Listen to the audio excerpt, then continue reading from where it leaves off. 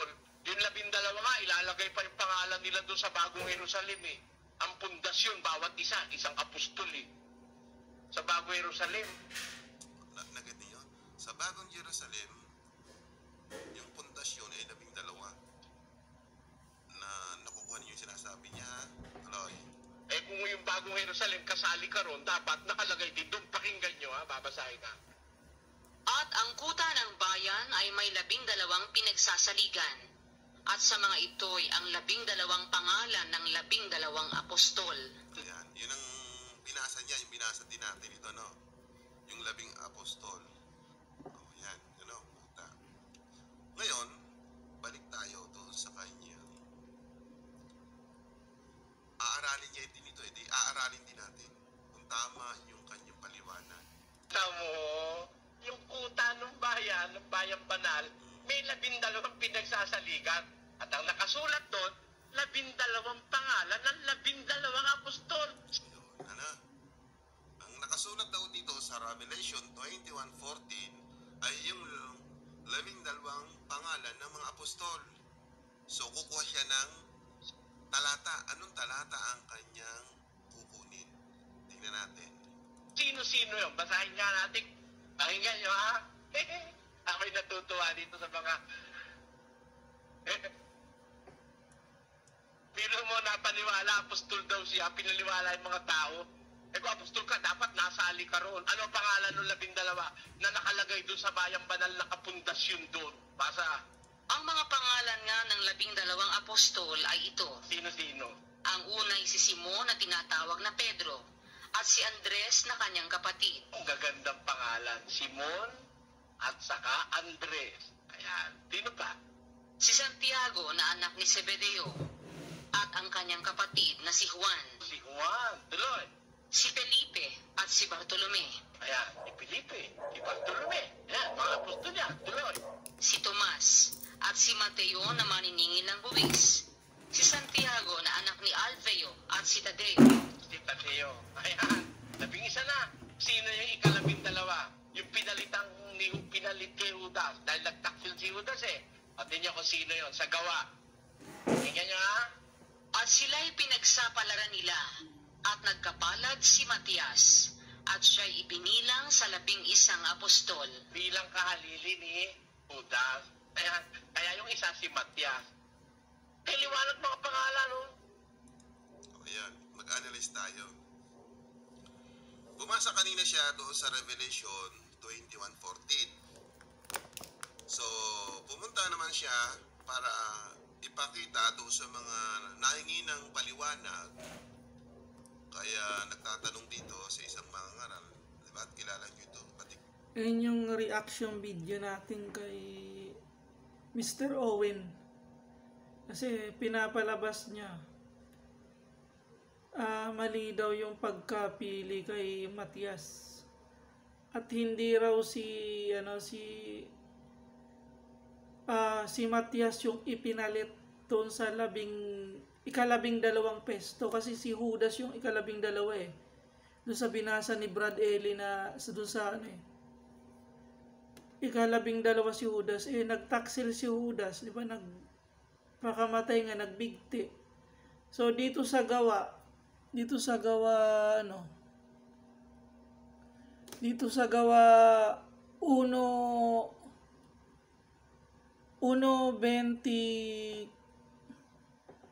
yan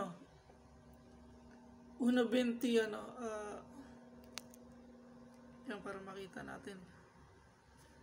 Sabi dito,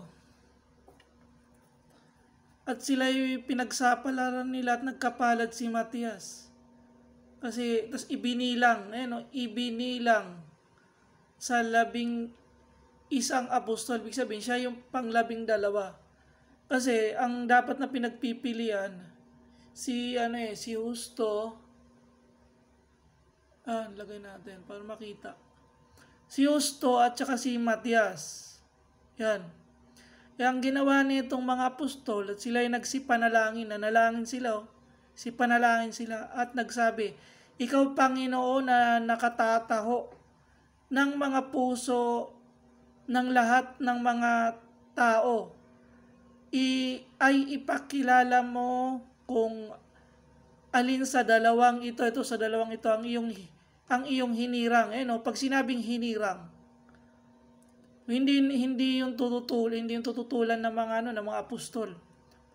Kasi yan sabi, upang tanggapin ang katungkulan na ministeryong ito na pagka-apostol na kinahulugan ni Judas, upang siya'y makaparoon sa kanyang sariling kalalagayan.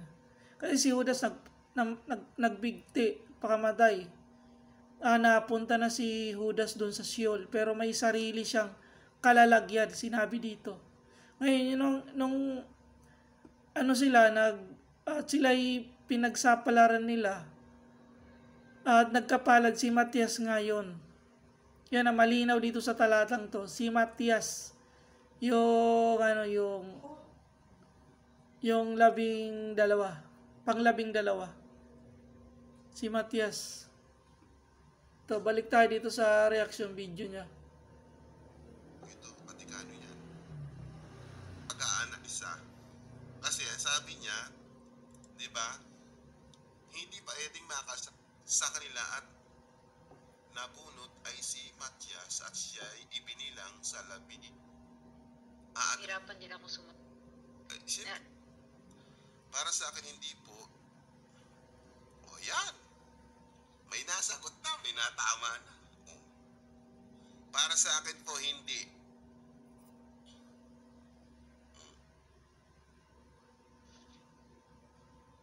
Maganda yun. Tama ha? Bakit?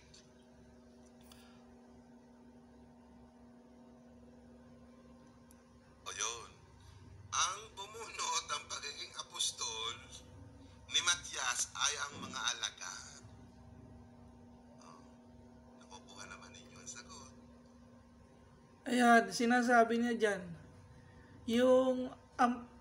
ang bumunot daw ng pagka-apostol ni Matias ay yung mga alagad daw. Kung babasahin natin dito sa sa gawa, ayan wala ka naman mababasa dito na tinutulan ng Diyos yung pagka-apostol ni Matias. Siya yung hinirang.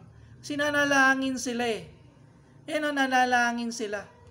Wala kang mababasa na tinutulan kasi dito pa lang sa Lucas. Sa Lucas 9. 1. Yung 12, binigyan na sila ng kapangyarihan at kapamalaan, sa lahat ng mga demonyo upang magpagaling sa sakit. Sabihin, mayroon na silang binigyan na sila ng Diyos. Tapos dito, sinugo sila upang ipangaral ang karya ng Diyos, magpagaling. Dito sa pagpalayas ng demonyo, may kapamalaan sila at saka kapangyarihan. Dito sa pagpapagaling ng sakit, may kapamalaan sila at saka kapangyarihan. Paano mo sasabihin dito yung pagka-apostol daw ni gawa lang daw yun ng ng 12 ng 11. Gawa lang daw yung gawa lang daw yun. Gawa. Nagsipanalangin nga sila wala naman tumutol, kahit ang Diyos hindi naman tumutol tumutol ba ang Diyos? Tuloy tayo dito sa reaction video niya. Kaya hindi pwede siya kasali dito sa Revelation 21:14. Hindi daw siya kasali doon sa Revelation 21:14. Kasi ang nakasulat niya sa 21:14, yung kanya talagang pinili. Si Matias naman, ang pumili ay sina Pedro, yung mga alagad. Yun. Tukunin natin. Ang nakasulat daw doon sa Revelation 21, yung kanyang pinili. Tama naman yun, pinili niya to nung una punta tayo dito sa Mateo. Sa Mateo, Gis. Sa Mateo, Gis. Dito. Sabi dito, ang mga pangalan nga ng 12 apostol ito, ang una, Simon, na tinatawag na Pedro, at si Andres na kanyang kapatid, si Santiago na si Zebedeo, at si kanyang kapatid na si Juan. Tapos dito si Felipe, si Bartolome, si Tomas, si Mateo, at saka yung maniningil na buhay si Mateo yan. Si Santiago, na anak ni Alpeo, at si Tadeo, Tedios, sa English yan. Si Simon na Cananeo. Tapos si Judas Iscariote na siyang nagkanulo. Siya nagkanulo nga eh. Dito sa sa Gawa, natural na papalitan na siya kasi namatay na siya eh. At saka, sino yung papalis doon sa pwesto niya? Sino yung papalis sa pwesto niya? Di si Matias. Kasi dito sa Revelation 21:14, Revelation 21:14,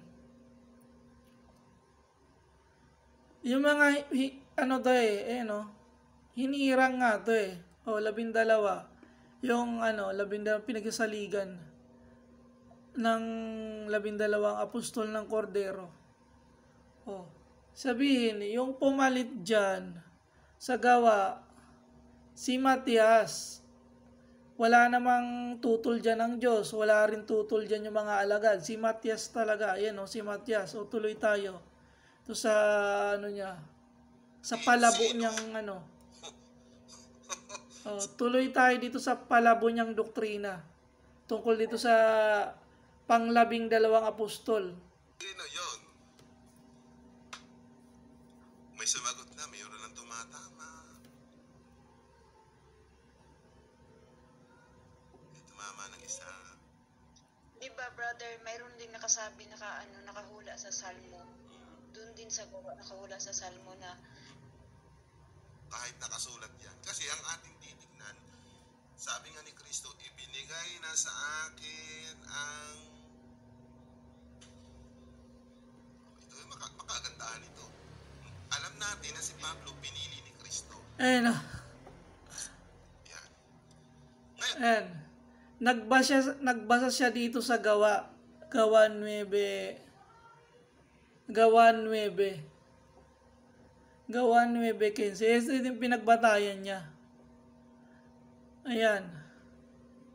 Sabi dito, dapat sinabi sa kanya ng Panginoon, pumaroon ka sapagkat siya ay sisidlang hirang.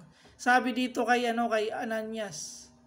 Si Ananias yung nakita niya isang lalaki na nangalang anak niya sa pumasok at ipinatong ang kanyang kamay. Kay Pablo ipinatong. Dito, sinabi kay Ananias, datapos sinabi sa kanya ng Panginoon, pumaroon ka, sabi kay Ananias, sapagkat siya isidlang hirang sa akin upang dalhin ang aking pangalan sa harapan ng mga hintil. Una niyang sinabi sa harapan ng mga hintil. At ng mga hari at ng mga anak ni Israel. Ibig sabihin, yung talagang i-priority kay Pablo dito, yung sa mga hintil. Kasi sabi niya dito, sa doktrina niyang palabo tungkol sa 12 apostol, yung palabo niyang sagot, si Pablo daw. Kristo. Yan. Ngayon, bakit? Wala na susunod eh. Ang sabi ni Pablo rin, siya rin yung may sabi, puntahan natin ito, no? May ganitong pangungusap eh. Yan. Mag-umpisa tayo sa verse 1. Palawakin natin ang ating kaisipan. Sa unang Korinto 15:1, ngayon mga kapatid, Fast forward na natin. alaala ko sa inyo. May katapusan Yan, no? pa. Tulad Pinanganak ng ng isang ipinanganak na wala sa panahon, ay napakita rin siya sa akin. Sapagkat ako ang pinakahamak sa mga apostol at hindi karapat-dapat na tawaging apostol sapagkat inusig ko ang iglesia ng Diyos. Yan. So, Kaya puntahan natin yung binasa niyang talata. Sa unang Korinto 15. Hindi niya ito naintindihan eh. Unang Korinto 15:8. Sabi di dyan, ito yung binasa na nag-upisa dito dito sa 1 hanggang dito sa dito na tayo sa 4. Sabi dito, at siya'y napakita kay Cephas, kay Pedro, at sa 12. Kompleto na yung 12 dito. Mapapansinin mo, kompleto na yung 12 siya, sinabi ni Pablo. at siya'y napakita kay Cephas at saka sa 12. Mali yung pagkaunawa niya dito, 12. Kompleto na basa tuloy tayo. Pagkatapos ay napakita sa 500 katatos. Dito naman, saka napakita kay Santiago, kay James, saka sa lahat ng mga apostol. Sabihin lahat, yung kabuuan ng apostol, sabi dito, at saka huli-hulihan ng tulad sa isang ipinanganak sa kapanahunan ay napakita na naman siya sa akin. Siya yung kahuli-hulihang apostol kung saan nagpakita sa kanya ang Panginoong Jesucristo. Siya na yung kung tutusin siya yung atang pang-13. Pero kung lahat-lahat ng mga apostol, 14 kasi si Judas, pang-12. Tapos si Matias, isama natin, pang-13. Si Apostol Pablo nakahuli-huli ang 14. Di ba wala na nga si Judas, siya yung pumalit. Ang pumalit si Matias doon sa pang-12. Ngayon si Pablo yung kahuli-huli pang-13. Dito sinabi at siya napakita kay Cephas. Saka sa 12. Edi dapat hindi na to sinabi tong dito, talata, sabi niya. At sabi dito, at saka huli-huli tulad ng isip ko napakita sa akin. Dapat dito na sinabi ni Pablo at siya napakita kay Cephas at saka sa 12 na kasama ako dyan, sabi dyan. Kaya itong mangangaral na to, sabi niya, yung ipinalit daw kay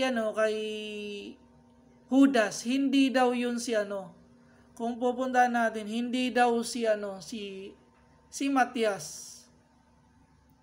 Hindi daw si Matias yung ipinalit kasi lang daw yun pinagsapalaran lang daw ng 11. Wala daw yung basbas ng Panginoon. Ayon dito sa talata, nanalangin sila, may basbas yan. Tapos si Matias yung nagkapalad. Si Pablo daw yung ipinalit dito kay Matias. Ito yung nakakagulat na aral nitong nitong mangangaral na to Yan Itong read scripture, takot yung aral nito. Iniiba niya yung nakasulat doon sa Gawa. Yung nakasulat dito sa Gawa 1:26, si Matias, si Pablo daw yung pumalit. Tingnan nyo kung paano niya baguhin yung talata. Tapos sabi pa dito sa mga comments, kasi lagi niyang topic si Brad Eli. Kasi patay na si Brad Eli. Dapat doon siya mag-reaction sa mga buhay. Ito patay na. Paano pa makakasagot to si Brad Eli? Hindi na makakasagot yan. Si Brad Eli. Kasi sabi niya pa, meron pa siyang isang maling aral. Sabi niya, si Pablo napakita daw kay si Kristo napakita daw kay Pablo na andito pa daw sa lupa. Samantalang nung inuusig ni Pablo yung iglesia, basa tayo dito sa 7. Nasa langit na si Kristo. Nung inusig ni Pablo yung iglesia, tinan mo, basahin niya natin tong Gawa 7. Dito si Pablo, nasa harapan mismo siya. Nasa harapan nung binabato si babasahin natin dito sa sa Gawa. Dito muna sa Gawa. Sa Gawa 22, tingnan mo nasa harapan siya nung inusig. Sabi niya dito, at aking pinag-usikan daang ito hanggang sa mamatay na tinatalian at pinapasok sa mga bilanggo ng mga lalaki, yung mga tagasunod ni Kristo, yung mga Kristiyano. Sabi dito, nung papunta na siya ng Damascus, ano yung paningin niya, namuti. Tapos nagsabi, Saulo, Saulo, bakit mo pinag-iusig? Sumagot siya, sino ka ba Panginoon? Akong si Jesus, yan, no? Pinagot yung pamunta na siyang Damascus. O dito. Yan, yung inano na siya ni Ananias, yung ipinatong yung kamay niya, ibinalik yung paningin niya. O, punta lang tayo dito sa 15. Ito sa 15. Sapagkat magiging saksi ka sa kanya lahat ng mga tungkol sa mga bagay na yung nakita at narinig. Yan o, magiging saksi. Si Pablo saksi dyan eh. O, yan o. Nung binato niya, yung pinagbatuhan si Esteban, naandun lang siya sa harap. Ito o. Nasa harap lang niya kasi yung mga damit ng mga yung mga damit ng mga bumabato, ibinigay sa kanya eh. Yan o, nasa harap lang siya nung binabato si Esteban. O, saksi siya eh. O, sabi dito sa o, saksi siya o. O, dito sa 15. Sapagkat magiging saksi ka sa kanyang lahat ng tungkol ng mga bagay na iyong narinig at nakita o. Diba? Sabi dito, at nang ibubo ang dugo ni Esteban, iyong saksi o saksi siya, at ako na may nakatayo sa malapit nakatayo siya doon sa mismong kung saan binabato si Esteban. O malapit, ako na may nakatayo sa malapit at sinang-ayunan ko, sinang-ayunan niya at iningatan ko ang mga damit ng kanyang nagsipatay. At sinabi sa akin, yumaong ka sapagkat susuguin kita. Ayan na yung tawag dito, yung pagkasugo sa kanya. Kasi pagkatapos nito, di ba, dito, namuti na yung mata niya eh. Sabi, yung tatanggapin niya yung kanyang paningin. Pero dito, sinulat ni Lucas, naging saksi si Pablo, naandun siya, nakatayo siya malapit, tapos sinang-ayunan niya yung pagkamatay ni Pablo, Sabi niya dito sa sabi niya dito sa kanyang paliwanag, si Kristo daw nagpakita sa kanya nandito pa sa lupa. Samantalang sa 11 lang siya nagpakita eh. Nangaral pa Nangaral pa, nangaral pa siya ng 40 days, at sa kanila na may napakita siyang buhay, nandito pa yan sa lupa si Kristo. Tapos, dito sa 9, sa 9, umakyat na si Kristo. Sa 8, inuusig niya pa lang yung inuusig niya pala, pinuksa ni Pablo, paano magpapakita sa kanya? Si Kristo, hindi pa siya believers dito eh. Dito, hindi pa siya believers dito. Ayan saan siya naging believers? Dito na. Sa 18. Sa 18 na. Kasi sinugo na siya eh. 18:9, Sabi dyan, at sinabi ng Panginoon kay Pablo ng gabing sa pangitan, huwag kang matakot. Huwag kang matakot, dito na mag-uumpisa yung kanyang ministry. Kundi magsalita ka at huwag kang sapagkat ako'y sumasa inyo. Sino may hindi ka makakadaluhong upay saktang ka kasi kailangan matupad mo na yung ministry ni Pablo. Walang makakapanakit sa kanya hanggat hindi natutupad. Kasi nung natupad na yung kanyang yung kanyang ministry, saka na siya napugutan ng ulo. Na siya dyan? Tawag dito. Yan. Tapos dito, balik tayo dun sa 22.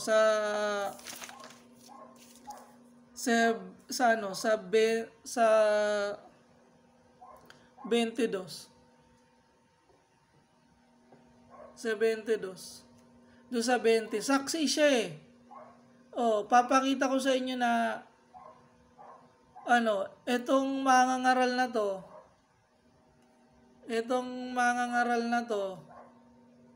tatlong beses to nagsinungaling. Tatlong beses siya nagsinungaling.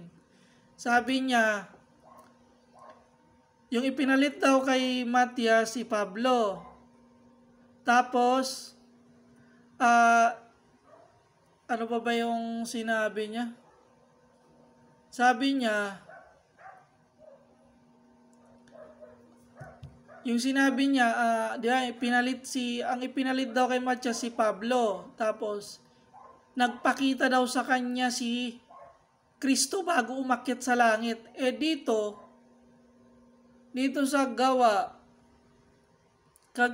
7, Gawa 7:56, nung binabato nasa harap yun nasa harap si Pablo Nung binabato di ba binasa natin sa Gawa 22, nung binabato si Pablo, si Esteban pala, nung binabato, datapos siya palibasa puspos ng Espiritu Santo, ay tumitig na maigi sa langit, tumitig si Esteban. Kasi mamamatay na siya, binabato siya At nakita niya ang kaluwalhatian ng Diyos. Nakita niya yung Diyos. Dalawa yung nakita niya doon. Yung Ama na nakaupo doon, kaluwalhatian ng Diyos. At si Jesus na nakatindig sa kanan ng Diyos. Nakatindig na doon si Kristo. Si Kristo nasa langit na. Si Pablo nasa nasa lupa pa. At nagsabi, narito nakikita kong bukas ang langit at ang anak ng tao nakatindig sa kanan, nakatindig dito pinupuksa pa lang niya paano magpapakita pinuksa pa lang ni Pablo yung iglesia hindi pa sa kanya nagpakita yun. Dito nagpakita naman si Jesus sa kanya sa isang sa isang liwanag. Sa isang liwanag pakita yung Panginoong Jesus. Pero hindi pa siya dito, hindi pa siya unbelievers pa siya dito. Kaya mali yung sinabi niya na napakita na sa kanya si Jesus. Napakita daw sa kanya doon ayon doon sa Gawa. Ay sa unang Korinto. Unang Korinto 15:8-9. Yan napakita daw sa kanya sa mali interpretasyon niya, napakita daw dito sa lupa daw to. Bago umakyat sa langit. Nagpakita pa daw ang Panginoong Hesus Kristo kay Pablo sa lupa. Unbelievers pa siya umakyat na si Kristo. Saka nagpakita kay Pablo. Kasi ang Panginoong Hesus Kristo, Diyos yun Kahit nasa langit na yun, pwede yung magpakita. Kaya mali yung sinasabi niya doon sa video na Ang iglesia. ang ipinalit daw kay Judas si Pablo daw, hindi daw si Matias. Tapos nagpakita ang Panginoong Hesus sa lupa kay Pablo. Hindi pa raw nakakakit si Kristo. Napakalinaw naman dito sa Gawa 7. Na nasa langit na si Kristo nung binabato, nandun si Pablo sa nandun si Pablo sa harapan ni